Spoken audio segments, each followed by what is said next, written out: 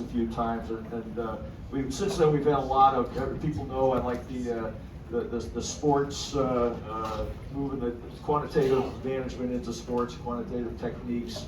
We've had I'm drawing a blank on the name, the golf guy writes for Golf Digest. The professor that does did the shots made up, professor from Columbia, but we'll think of it. Brody. Yeah.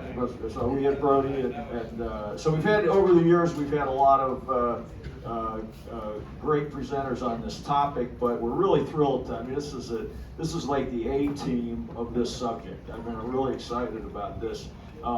In particular, and I want to hear Daryl, some of his comments on this. He and I share one thing, is a vision of the future. And I saw an interview with him, and he talked about the three sports, the three most popular sports of the future, right? Nobody in the room will guess what they are. But obviously the first was basketball. The second was soccer or football, and the third was esports, which is something near and dear to my heart. And remember, we had the esports speaker, Chris Cheney, a couple of years ago. So I'm anxious to maybe touch on that topic too. So with that, I'm going to hand it over to Dan to do some introductions here. Yeah, I think we need a little more volume on that. Sure. Thank you. When I was a kid, like most kids, I loved playing basketball and watching basketball. But what got me most excited was reading the box scores, of course.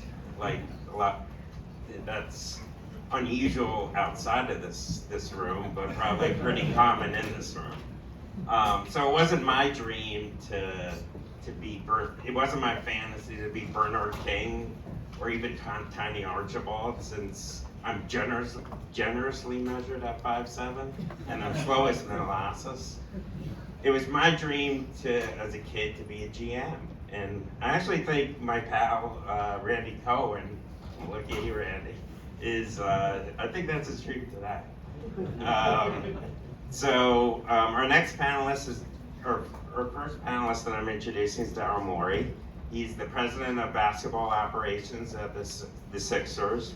Previously, he was the GM of the Houston Rockets, and during his tenure, he had actually the second best record in the NBA, behind the Spurs. So without Tim Duncan, he would probably be number one.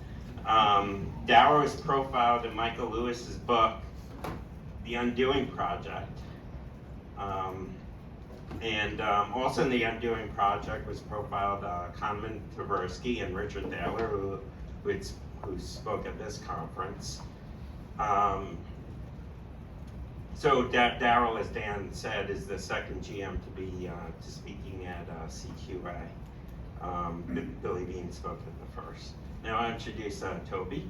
Our next panelist is Toby Moskowitz. He's currently the professor of finance at Yale University, and previously he was a professor here at the University of Chicago, the Fama family professor. He's impressively won 4 awards. He's won so many awards it's hard for me to remember them.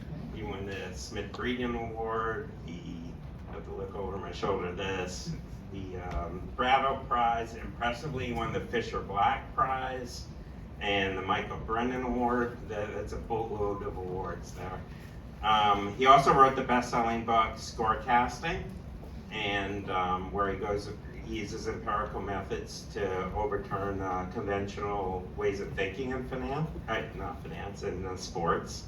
That's pretty impressive, but the most impressive is that I've heard that he actually has got good basketball games since. And tennis. I grew up in Indiana. That's what you stole my last line, since you spent your formative years in Indiana.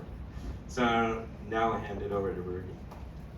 I just briefly want to introduce our moderator, Ray Iwanowski, because we were PhD colleagues, Ingrid, Ray.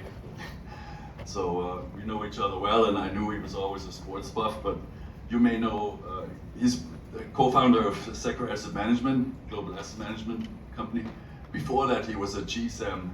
He was the co-chief investment officer of the Quant Group. That was the group that came after the Cliff Asner's team, and then the quant analysis and fund management there.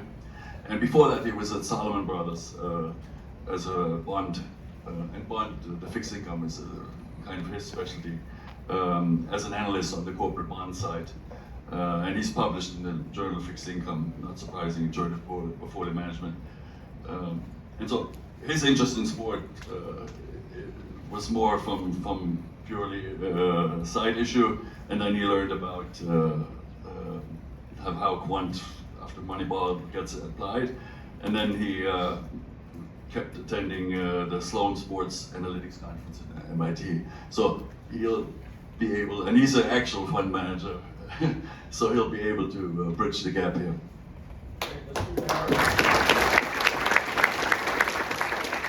Thanks. Thanks.